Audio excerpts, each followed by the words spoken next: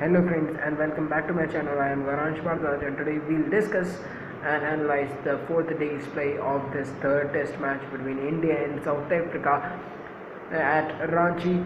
As you would all know that South Africa were 8 down at 132 at the end of the day, third play with De Bruyne and Nokia not out, and so it was a mere formality for the Indian bowlers and for others to wrap up this test match, and that what was done.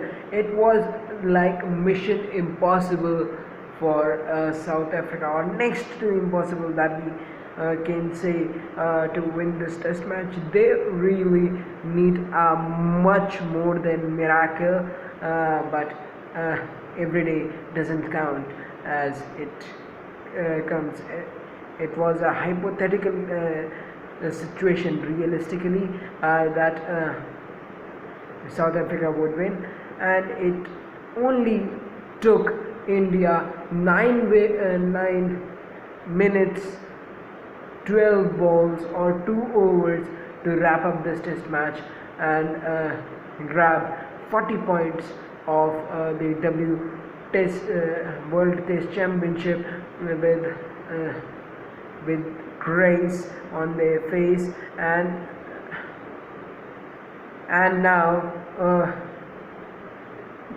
first over was bowled by Mohammad Shami, and it was a quiet and silent over with only 1 run that was of extras, and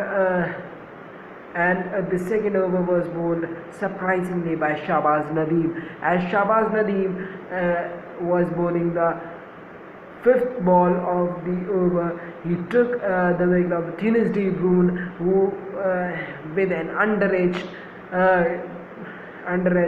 gave a difficult catch to Saha, who made it look easy as he always does, and then Lungi and Gidi didn't stay even for a minute, as he was also caught and bowled by Nadeem's floated delivery, and Nadeem took 2 wickets in each innings, and the match was wrapped up. India winning by 202 runs and an innings that was a much more comprehensive victory, and regaining the Gandhi Mandela Trophy by winning the series and whitewashing South Africa by 3-0, and it wasn't quite the South Africa that we all look to see. The South Africans always pride themselves, especially in the 1990s and 2000 and in the early 2000s, that they were a good touring side, and they were the ones that beats India in India. So they were a proud nation, but this was not the South African that we were looking to see. There were many new faces. Much of them were retired. Many of the old names were retired, and many of them have opted for Kolpak, which is getting criticized by the international cricketers, as it is acting as a virus in the in the countries where the wages of the cricketers are comparatively lower. So South Africa have been randomly affected by the Kolpak, as Riley Russo, Kyle Abbott, Duane Olivier was the recent victim of it.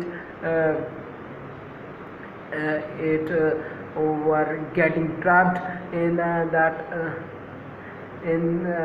callback, and also some of the South Africans were retired, like Ibri Villiers, Hashim Amla, JB Dumni was also retired. this was not a South African team. They quite stumbled a bit in the whole series. It was a tough tour, as it was explained by Faf du Plessis in the post-match press conference, and yet there are some positives to see. As George Linde provided some resistance in the middle order and took 4 wickets in his only test match, and Dean Elgar in the first test, Quinton de Kock in the first test. Their performance in the first test, the South Africans' performance in the first test was appreciably good, and they deteriorated after that, and the situation was that Faf du Plessis called a proxy captain even for calling of the tosses. So now we understood this situation. While there was plenty of positives for India to see from in this tour, that is Ravindra Jadeja's lower order contributions, his promotions test by test. Every test he has been promoted in the batting order. Ashwin's bowling, who came to bowl first time in this year after whereas he last bowled in Adelaide in December 2018, and there were many more to look forward to. Nadeem took 4 wickets in this test match. India's pace attack was also a good one. 13 wickets in 3 matches for Mohammad Shami, 11 in 2 matches for Umesh Yadav, and these were quite exceptional with the ball. South Africa are in a perilous situation, that we can say, and Rohit Sharma, Mayank Agarwal, the opening pair is quite settled.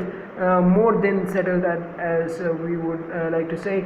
5 centuries they have scored, and they have scored between themselves. 3 by the Indian, 3 by Rohit Sharma, which includes also a double-hander, a maiden double-hander for Rohit Sharma in test matches, which he got in at this ground only, and 2 successive ones by Mayank Agarwal, which also includes his double-hander 215 at Vizag.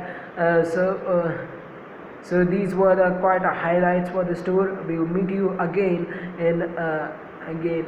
when we review the Australia-Sri Lanka tour on 26th of January, and Australia-Pakistan T20Is. So meet you then. Till then, it's goodbye.